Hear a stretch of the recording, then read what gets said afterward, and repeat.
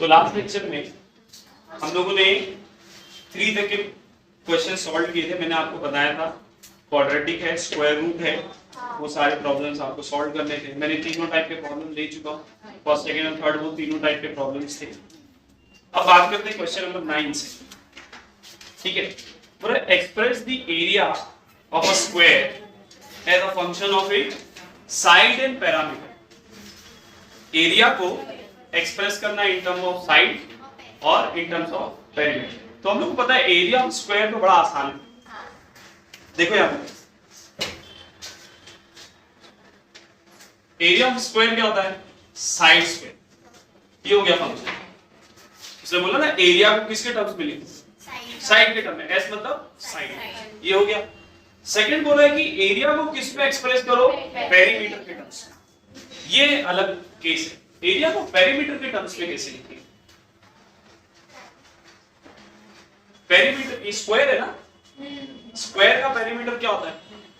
Some of all side. किसी के लिए भी हो, सम ऑफ ऑल साइड। तो पेरीमीटर यहां पर देखो, ये पहला सिचुएशन था। दूसरा सिचुएशन ले रहा हूं, perimeter of square. Perimeter of square क्या होगा बच्चों? 4s ना, सम ऑफ ऑल साइड। तो let's say p is equals to 4s। अगर मैं 4 को नीचे ले लूं तो s की वैल्यू कितनी हो गई? p/4 आया ना। अब आप बोलेंगे सर ये क्यों कर रहे हैं? क्योंकि मेरे पास एरिया का formula in terms of side है, मेरे को उसको किसके फॉर्म में लाना था? पेरीमीटर के फॉर्म में। तो यहां पर मैं क्या लिख दूंगा? p/4, क्योंकि साइड किसके बराबर है?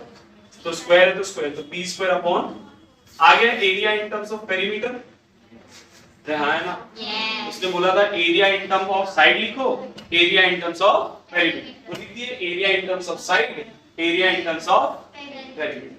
चाहिए मैं लिख देता हूं, let the side be s। Clear? Easy है ना। नेक्स्ट थिंग, ये वाला आप लोग ट्राई करो। बोला express the area of circle as the function of radius. ये वाला तो एकदम आसान है। एरिया ऑफ सर्कल का फॉर्मूला ही है πr², तो इसमें तो कोई दिक्कत है ही नहीं। Area of circle is what? πr²। आ गया area in terms of radius. दूसरा क्या बोल रहा है? इन terms of diameter.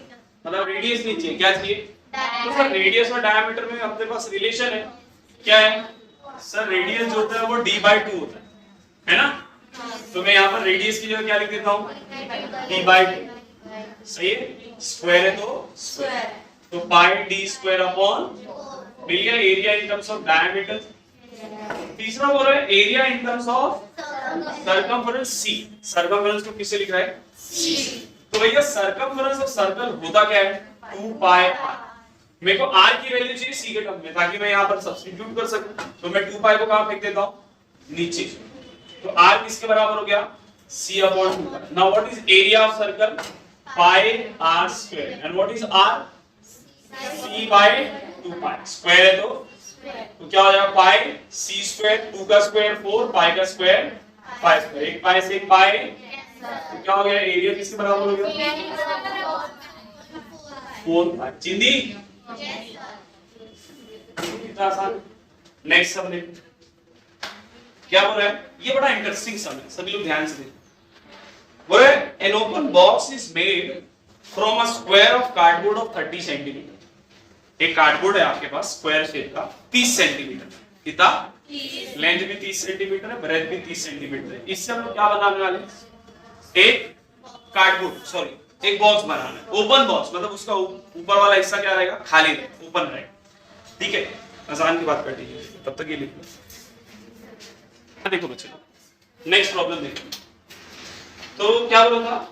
An open box is made from a square of cardboard 30 cm। Cardboard है अपने पास 30 सेंटीमीटर की स्क्वायर शेप का, उसको किस में कन्वर्ट करना है? कार्डबोर्ड। आगे कंडीशन क्या दिया? By cutting a square of length x centimetre. उसमें हम लोग स्क्वायर शेप के क्या करने वाले हैं? स्क्वायर शेप के ही मतलब कटिंग करने वाले कॉर्नर्स में, जिसकी लेंथ कितनी रहेगी? x centimetre. फिर क्या बोल रहा है? Express the volume of a box as a function of x, also find its domain. अब जरा इस चीज को समझाने की कोशिश करो। मान लो कि ये अपना स्क्वायर शेप का कार्डबोर्ड है, स्क्वायर नहीं रेक्टेंगल, ये स्क्वायर शेप का अपना कार्डबोर्ड है, ठीक है। सम नंबर 9 है ना, 11 आगे चल रहे, ठीक है। हम लोग को क्या हो रहा है कि यहाँ पर ना हम लोग x सेंटीमीटर का कट करने वाले। देखो कट करूंगा यहाँ से तभी तो इसको फोल्ड करके ऐसा ऊपर करूंगा। ये कितना है x है, ये भी कितना है x, ये कितना है x है, ये भी कितना है x है। ऐसे ये कितना है x है, ये कितना है x है, ये x है और ये स्क्वायर शेप होता है ना, इसके लिए। समझा मैंने क्या बोला? एक पेपर बताओ, मैं बता भी देता हूँ क्या बोला। एक रफ पेपर हो, खराब पेपर हो, हाँ ठीक है। जैसे ये भैया मान लो कि ये स्क्वायर शेप है फॉर द टाइम, ठीक है। इमेजिन कर लेते हैं थोड़ा सा, ठीक है। मैंने क्या किया, मैंने यहाँ पर मार्जिन बनाया x की, यहाँ पर मैंने मार्जिन बनाया किसकी, x की, ठीक है।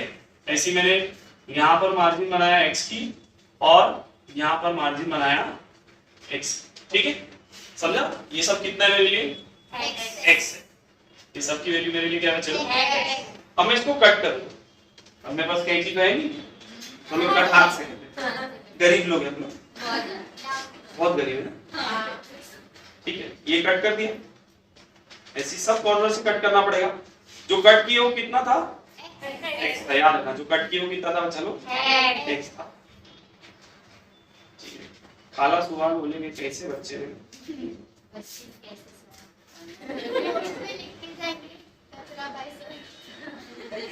ठीक है। सब जगह से x कट हो गया। अब मैं इसको करूंगा फोल्ड, यहां से ऐसी, यहां से, ठीक है। फोल्ड होने के बाद बॉक्स बनेगा ना, समझा? तो ये बन गया अपना बॉक्स, ठीक है। इमेजिन कर लो थोड़ा सा गरीब लोग का बॉक्स बना है, ये बॉक्स बन रहा है ना, समझ में? बेसिकली ये कॉर्नर्स कट करके फेंक देंगे और इनको क्या करेंगे, फोल्ड करेंगे, तो क्या बन जाएगा अपना, एक्चुअली इसको बॉक्स में ट्रे बोलना चाहिए, ठीक है। चलो मान लेते हैं बॉक्स, वो लोग भी गरीब है। तो अब देखो पता करना है कि ये जो x, इस x को वॉल्यूम के टर्म्स में लेकर आना है। मतलब अपने को वॉल्यूम ऑफ बॉक्स जो है वो किसके फॉर्म में लाना है, x के टर्म। फिर दूसरा उसका डोमेन निकालना है वॉल्यूम का। वॉल्यूम क्या होगा, length into breadth into height. सवाल देखो ध्यान से सुनना, आपने यहां से x कट कर दिए, आपने यहां से x कट कर दिए, मतलब इसकी लेंथ कितनी कम हो गई, 2x, है ना। ऐसी ब्रेथ में यहां से x गया, यहां से x गया, ब्रेथ में से भी कितना हो गया। अच्छा ये टोटल कितना था बच्चे लोग, 30 ना। तो ये बचा हुआ कितना होगा, सर यहां से x गया, यहां से x गया, तो कितना बचा, 30 माइनस। ऐसे ये भी टोटल कितना था, 30। तो ये बचा हुआ कितना होगा, बोलने का मतलब ये है कि इसकी लेंथ 30 माइनस 2x है और ब्रेथ भी कितनी है, किसकी, अपने बॉक्स का वॉल्यूम निकालना है। एंड व्हाट अबाउट हाइट, ये x को ही तो फोल्ड करके ऊपर ले आ रहा हूं, ये x था ना भैया, ये x था, मैं इसी को तो फोल्ड कर रहा हूं, तो मेरी हाइट कितनी हो गई, x। ध्यान से देखो वॉल्यूम क्या होगा, length into breadth into height. What is length, 30 minus 2x। What is breadth, 30 minus 2x। And what is height, अरे समझा कि नहीं, बस 30 minus 2x into 30 minus 2x क्या हो गया, 30 माइनस 2x का स्क्वायर इनटू x। आ गया volume in terms of x। अब निकालना है डोमेन। अब आप बताओ x की कौन सी वैल्यू में यहां पर रख सकता हूं, डोमेन मतलब वही ना, तो बताओ डोमेन निकालना भी इससे पहले सीखे आप लोग ने। अरे x क्या है, कुछ भी रख सकते हैं, थोड़ा ध्यान से सोचो। मेरा कार्डबोर्ड की साइज ही 30 सेंटीमीटर की, तो मैं 40 को नहीं रख सकता, नहीं रख सकता, नहीं, हाँ 30 भी नहीं रख सकते। क्यों बता रहा हूं, आपको फोल्ड करना है ना, ध्यान से सुनो मेरी बात। अगर मैं x की वैल्यू 15 रख दूं बच्चे, कितनी, 15 2 कितना आ जाएगा, 30। 30 माइनस 30 कितना आ जाएगा, 0। मतलब वॉल्यूम क्या हो जाएगा, 0। 15 से बड़ा रखूंगा तो वॉल्यूम माइनस में आएगा। आप समझो ना, मैं बोल रहा हूं कि 15 सेंटीमीटर का कट कर दिया, कितने का, 15। मतलब यहां से 15, यहां से 15 लेके कट किया, यहां से 15 लेके कट किया, तो बचेगा कुछ नहीं, बॉक्स बनेगा नहीं। मतलब सब 15 से कम का ही कट करना पड़ेगा, हाँ या ना। मिनिमम कितना, कुछ ना कुछ तो कट करना ही पड़ेगा ना।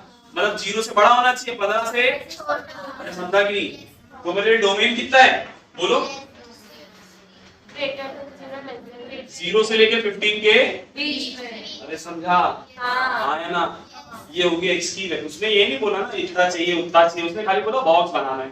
अब मैं इतना बड़ा बॉक्स बनाऊं या इतना सा बॉक्स बना दूं, मेरी मर्जी। समझा? तो डोमेन कितना होगा 0 से 15 के बीच। Clear? Next thing, let f be a subset of z cross z। z बोले तो इंटीजर, z बोले तो इंटीजर, तो इंटीजर का z क्रॉस z लिया, मतलब इंटीजर को उसने किससे कार्टेशियन प्रोडक्ट निकाल लिया, इंटीजर से। और बोले कि अपना जो फंक्शन है उस कार्टेशियन प्रोडक्ट का क्या है, सबसेट। नीचे कंडीशन दे दिया है, क्या दिया है, बोला है f is equals to ab comma a plus b, a comma b belongs to z। ये कुछ अलग ही दिया लगता है ऊपर वाला। और फिर क्या बोल रहा है, is f a function, अच्छा हाँ, is f a function from z to z justify। अच्छा z to z क्या होगा, सारे इंटीजर आएंगे, सब -1 -1 -2 -2 -1 -3 -1 सब कुछ आ सकता है ना, और कोई दिक्कत। हम लोग को बोल रहे हैं कि ये जो कंडीशन है क्या ये फंक्शन है, ये अपने को पता करना है। तो ध्यान से देखते हैं, पहले चेक करते हैं। a और b किससे बिलोंग कर रहे हैं, इंटीजर से ना। a और b किससे बिलोंग कर रहे हैं, इंटीजर से। हम लोग को क्या बनाना है, ab a प्लस b। ठीक है, अगर देखो मैं स्टार्ट करता हूं 1 1 से, किससे चलो 1 1 से, 1 into 1 1 1 plus 1 2। ऐसे अगर मैं -1 ले लूं तो -1 -1 1 और -1 -1 सही है। अब बताओ क्या ये फंक्शन है, बाकी निकालने की जरूरत ही नहीं। उसने बोला था चेक करो क्या वो फंक्शन है। 1 के लिए 2 भी है, 1 के लिए 2 भी है और 1 के लिए -2 भी चलेगा, नहीं चलेगा ना, मतलब सर ये फंक्शन नहीं। ये पूछा था ना चेक करो जस्टिफाई करो, जस्टिफाई कर दिया, बोलेगा for 1 we have 2 images, that's why it is not a function। कर लो, यहाँ लिख देता हूँ भैया। अच्छा मैंने एग्जांपल में 1 लिया हूँ, ऐसे तो 2 के लिए भी कर सकते हैं। तो 2 के लिए आंसर कितना आएगा, 2 + 2 4, और यहाँ पर 2 के लिए कितना आएगा -, समझ में आ रहा है। तो ये बात को ध्यान में रखिएगा। तो हम ऐसा लिखेंगे for every integer we have 2 images here, therefore it is not a clear है ना भैया? yes sir। कोई दिक्कत नहीं, ठीक। नेक्स्ट 12 के बाद सीधा 14 दे दिया, क्वेश्चन गायब है। हां 14 देखो क्या है, अच्छा ठीक है 13 लिख देता हूं मैं। क्या पता, check the injectivity and surjectivity of the following condition. अब अगर आपको जहन में हो कि इंजेक्टिविटी का मतलब होता था 1 1, एक जब लिंक होते थे, इसका एक इसका एक इसका एक इसका एक इसका एक इसका एक, तो उसको बोलते थे इंजेक्टिविटी। सब्जेक्टिविटी में बताया था कि जब सेट बी के सारे एलिमेंट लिंक होते हैं तो उसको हम लोग क्या बोलते हैं, सब्जेक्टिविटी। याद आया कि नहीं? तो हम लोग को बोल रहा है कि चेक करो कि फंक्शन इंजेक्टिविटी और सब्जेक्टिविटी में है या नहीं। तो पहला क्वेश्चन ले लो, ध्यान से देखो। इसमें 5 क्वेश्चन दिया है। क्या बोल रहा है, n belongs to n, n belongs to n मतलब नेचुरल नंबर किससे बिलोंग करते हैं, मतलब फंक्शन जो है वो नेचुरल से नेचुरल की तरफ जा रहा है। और f of x क्या दिया है, x²। अब जरा ध्यान से, फंक्शन की इंजेक्टिविटी कैसे चेक करेंगे। तो आपको क्या करना है, आपको f of x1 लेना और आपको f of x2 लेना है, इन दोनों को इक्वेट करना है, इक्वल मानना है और चेक करना है कि क्या x1 x2 के बराबर आ रहा है या नहीं। सुने मैंने क्या बोला, मैंने बोला कि मैं क्या निकालूंगा, f of x1 और मैं क्या निकालूंगा, और इन दोनों को इक्वेट कर दूंगा, इक्वल मानूंगा और देखूंगा कि क्या x1 x2 के बराबर आ रहा है या। आप समझे क्या हो गया, याद है? अरे f of x1 f of x2 के बराबर मतलब 1 to 1 रिलेटेड है ना, तो x1 भी किससे बराबर होना चाहिए, x2 से। ऐसा कर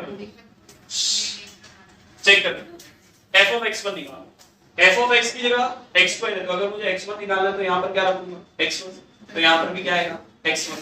तो ये कितना हो जाएगा, x1 का, ऐसे ये कितना हो जाएगा, ध्यान से प्लस x2² अगर इधर आया तो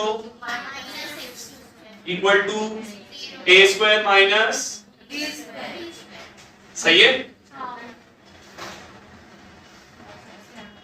इसका मतलब सर या तो x1 माइनस x2 0 के बराबर होगा या तो x1 प्लस x2 0 के बराबर होगा। अब आपको बताओ कि क्या कभी दो नेचुरल नंबर का सम 0 हो सकता है?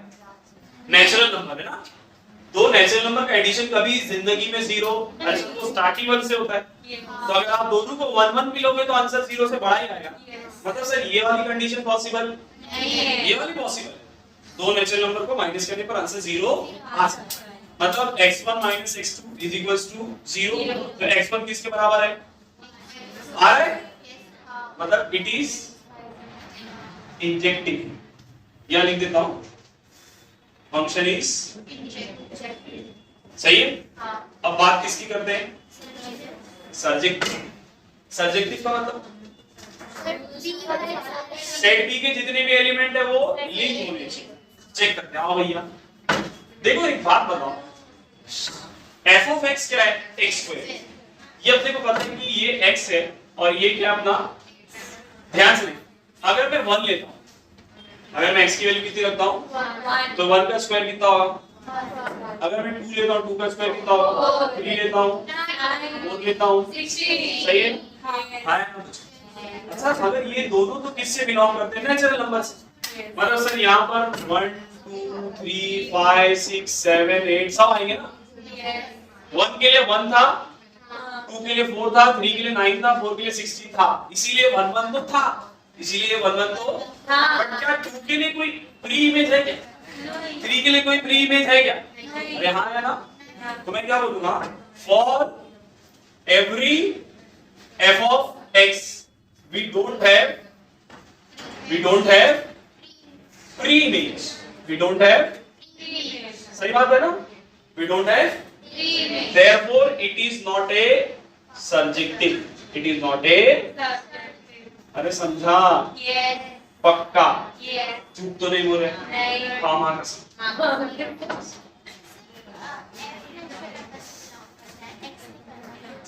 वो भी नेचुरल नंबर से, तो वो तो चल ही रहा है ना लाइन वाइज, क्योंकि यहाँ पर तो दिया तो बीच, अब कौन सा बीच का नाम? ठीक है ना, पक्का? कोई केमिकल प्रॉब्लम? या तीसरा वाला ये नंबर वाला भी लेते हैं, इस बार आपको बताएंगे। पूरा फंक्शन रियल से रियल पर बिलोंग करता है, रियल नंबर में सारे नंबर आते हैं। फिर क्या बोल रहा है? अभी भी फंक्शन की वैल्यू कितनी दी है? x square. ठीक है भैया। तो सर पहले तो इंजेक्टिविटी चेक करते हैं, कंडीशन लगाएंगे f of x1 is equals to f of x2, मतलब x1 स्क्वायर किसके बराबर? प्लस x2 स्क्वायर इधर आया तो फिर a स्क्वायर माइनस, यही होगा ना बच्चा लोग?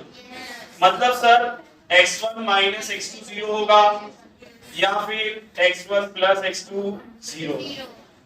अच्छा क्या दो रियल नंबर को माइनस करने पर आंसर 0 आएगा? दो रियल नंबर को हम माइनस करने पर आंसर 0 आएगा?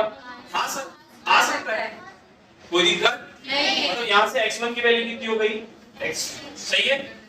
और अच्छा दो रियल नंबर को ऐड करने पर भी आंसर 0 आ सकता है। -1 + 1 0 है ना। मतलब सर ये वाला भी कंडीशन सही। तो यहाँ से x1 की वैल्यू कितनी आ गई? -x2। ठीक है, x1 की दो वैल्यू आ गई, x1 की x1 के लिए x2 भी है, x1 के लिए -x2 चलेगा क्या? मतलब इट इज नॉट ए अरे injective, it is not a injective, it is not a injective. इज्जती मत करो, रिकॉर्डिंग हो रही है, बाद में सुनेंगे बोले कैसे लोग हैं, ठीक है ना। बात करते सर्जेक्टिव, समझ में आ रहा है ना? हाँ। नाच लिखा पाए, फर्स्ट अंडरस्टूड देन कॉपी, ठीक है। बात करते सर्जेक्टिव की, सेम वही के देखो, मैं नंबर ले लेता हूँ -2 -1 0 1 2 3 4 गोस, ऐसे यहाँ पर भी होगा -2 -3 -4 0 1। रियल नंबर सारे नंबर आने, देखो अच्छी बात है, रियल नंबर है, यहाँ पर भी सारे नंबर है, यहाँ पर भी, मतलब हर एक के लिए इमेज मिल जा रही, हर एक के लिए प्री इमेज मिल जाती। जैसे एग्जांपल आपने x की वैल्यू अगर 1 रखी, 1 रखी कितना होगा? अरे बोलो 1 का स्क्वायर कितना आता है 1 2 रखे तो सर यहाँ पे 4 भी होगा, यहाँ है ना, अगर 2 रखता हूँ तो यहाँ पर कहीं पर 4 भी है। अच्छा यहाँ पर देखो 0 है, तो अगर मैं यहाँ पर 0 रखता हूँ, सब यहाँ पर ये चल रहा है 0 का स्क्वायर कितना होगा 0।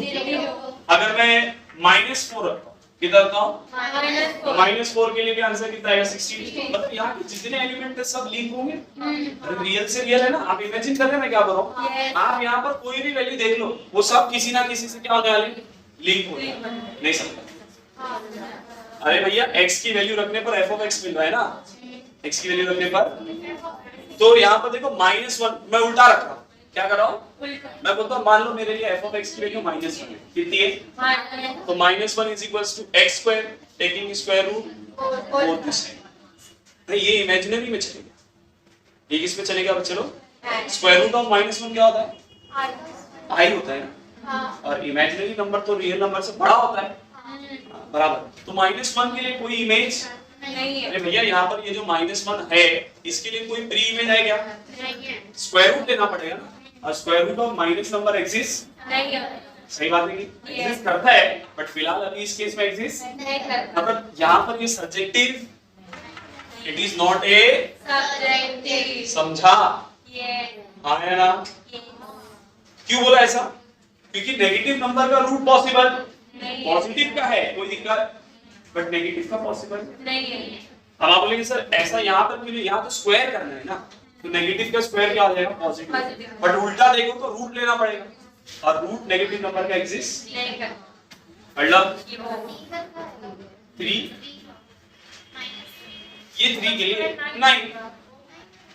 अरे यहाँ पर x की जगह 3 रखोगे ना, तो 3 का स्क्वायर कितना आ जाएगा, तो आपका फंक्शन कितना होगा 9। यहाँ से दिक्कत नहीं है, यहाँ पर सारे नंबर की इमेज मिल जाएगी, बट उल्टे में नहीं मिलेगी, क्योंकि नेगेटिव नंबर का उल्टा देखना पड़ेगा तो रूट लेना पड़ेगा ना, और नेगेटिव नंबर का रूट पॉसिबल नहीं। सर आप लिख सकते हैं ये f of x is equals to, बड़ा आसान है, इस पैटर्न के प्रॉब्लम पहले भी आप लोग सॉल्व किए। बोला कि f of x जो है बच्चे लोग वो किसके बराबर है 3 into 4 raised to x plus 1। अब बोल रहा है f of -3 निकाल, तो सभी को पता है x की जगह क्या रखना है -3, तो यहाँ पर x की जगह क्या होगा, जहाँ जहाँ x उसकी जगह पर -3 plus 1 कितना होगा -2 नीचे आएगा तो प्लस, और 4 का स्क्वायर इतना ही था ना, सब लगा देना चाहिए 17।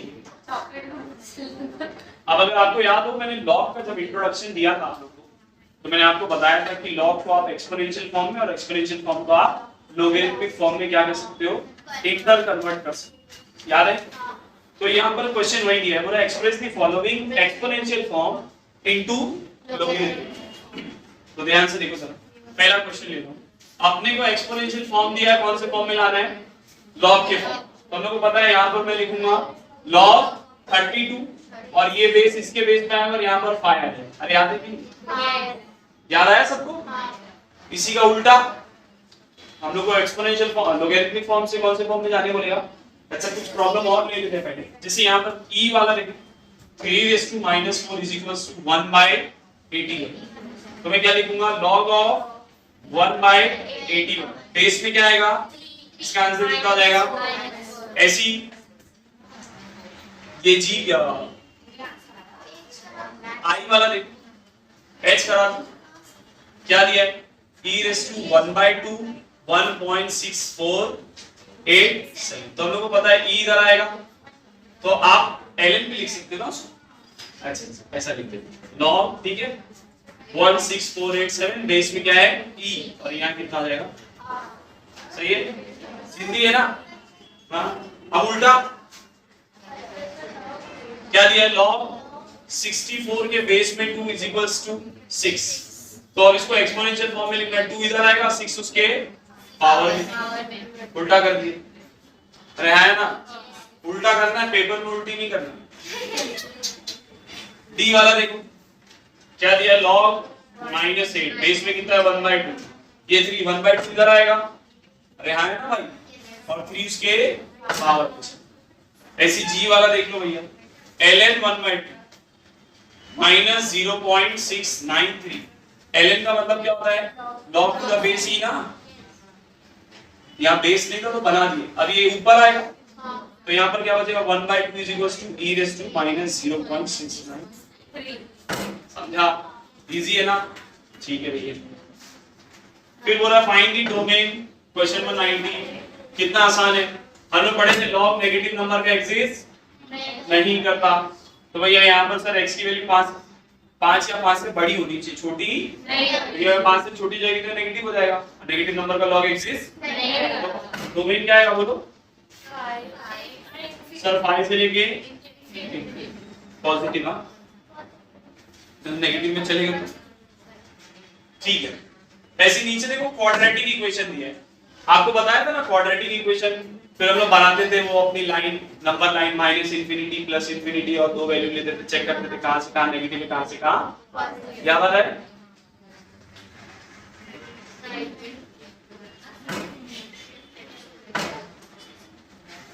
वो जमीन अभी जाएंगे ना तो गड्ढे छोटे छोटे से, उसमें पानी बारिश हो रही है, पानी जमा होगा, समझ गया ना तुम?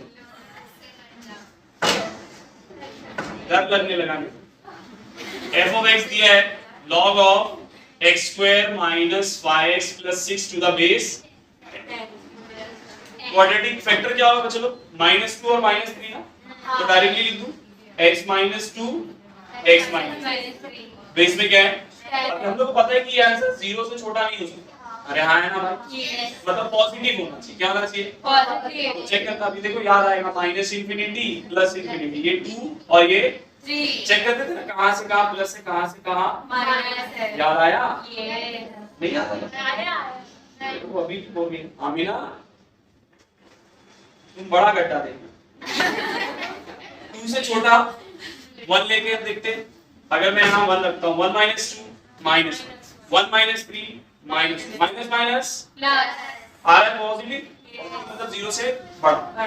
2 से 3 के बीच में कोई नंबर ले, 2.5 ले, 2.5 minus 2 0.5, 2.5 minus 3 minus 0.5 plus minus, अच्छा 3 से बड़ा 4 ले लेता हूँ, 4 minus 2 2, 4 minus 3 दोनों प्लस में आ रहे, प्लस प्लस, मतलब सर 2 से छोटा होगा तो पॉजिटिव होगा, 3 से बड़ा होगा तो मेरे लिए डोमेन क्या होगा बोलो जल्दी से सर? माइनस इंफिनिटी से 2 यूनियन 3 से लेके माइनस इंफिनिटी से 2 और 3 से लेके इंफिनिटी। समझ में आया?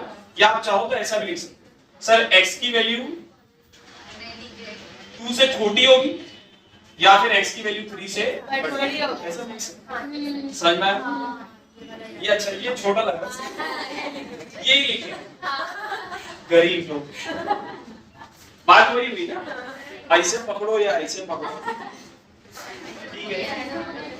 लिख लो। Write the following expression as the sum or difference of logarithm। भैया क्या करने का है? वो मल्टीप्लिकेशन और डिवीजन के फॉर्म में लिया, आपको किसके फॉर्म में लाना है? एडिशन और सब्ट्रैक्शन। बड़ा आसान है, चलो जल्दी से देखो। एक सम ले रहा हूं, जैसे log PQ अपॉन RS। हम लोगों ने पढ़े थे कि दो चीज डिवीजन में होती है तो हम लोग उसको किस में लिख सकते हैं? माइनस। याद है सबको? और फिर पढ़े थे दो चीज अगर एडिशन में तो उसको किस में लिख सकते हैं? प्लस। सही है कि नहीं?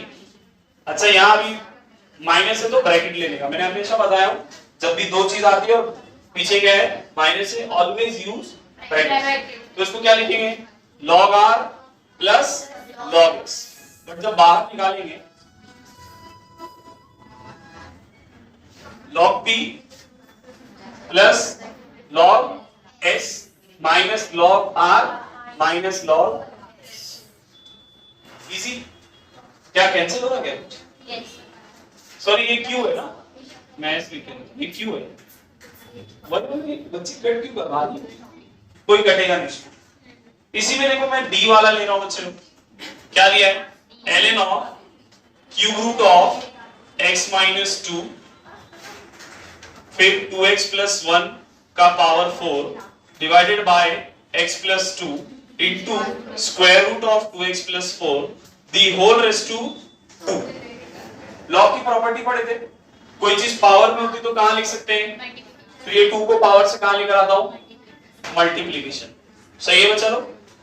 क्यूब रूट का मतलब पावर में 1/3 आया ना, बस ऐसी 2x प्लस 4 पावर में 4।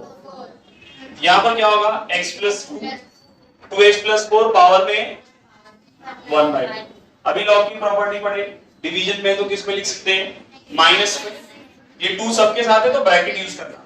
क्या होगा, ln ऑफ x माइनस 2 का पावर 1/3 इंटू 2x प्लस 4 का पावर 4। नीचे है तो minus ln of x plus 2 into 2x plus 4 का पावर 1/4।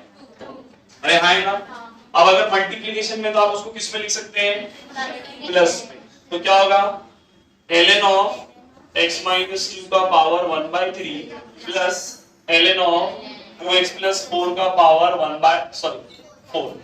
फिर माइनस ब्रैकेट लेंगे ना, माइनस है ना बाहर, तो ln of x plus 2 plus ln of 2x plus 4 का पावर 1/2। बड़ा वाला ब्रैकेट क्लोज इसके लिए, ठीक है। तो 2 1/3 कहां पर आएगा, मल्टीप्लीकेशन में ln ऑफ x माइनस 2। ऐसी 4 कहां आएगा, मल्टीप्लीकेशन में ln of 2x plus, minus बाहर निकाल रहा हूं तो ln of x plus 2 plus minus 1/2 कहां आएगा, multiplication ln of 2x plus. सही बात है, चाहो तो 2 को अंदर भेज सकते। उसने क्या बोला था, उसको प्लस और माइनस में एक्सप्रेस कर दो, कर दिए प्लस और माइनस में, दैट्स इट। अब इसी का रिवर्स, प्लस और माइनस दिया, आपको किस में लेकर आना है, मल्टीप्लिकेशन और डिवीजन में। देखो question number 21 sum number 3, ln of x plus 2 plus ln of x minus 2 minus 3 time ln of x plus 5। ये देखो दोनों मल्टीप्लिकेशन एडिशन में है, तो मैं इसको मल्टीप्लिकेशन में लिख सकता हूं, हाँ ना बच्चा लोग, ठीक है। माइनस ये 3 को मल्टीप्लिकेशन से पावर में ला सकता हूं, तो x प्लस 5 का क्यूब। अब ये माइनस में मतलब आप इसको डिवीजन में लिख सकते हो, आया ना, x plus 2 x minus 2 upon x plus 5 का होल क्यूब। चाहो तो a plus b a minus b को लिख दो, a स्क्वायर माइनस आपकी मर्जी। इजी हिंदी है सर, देख लो।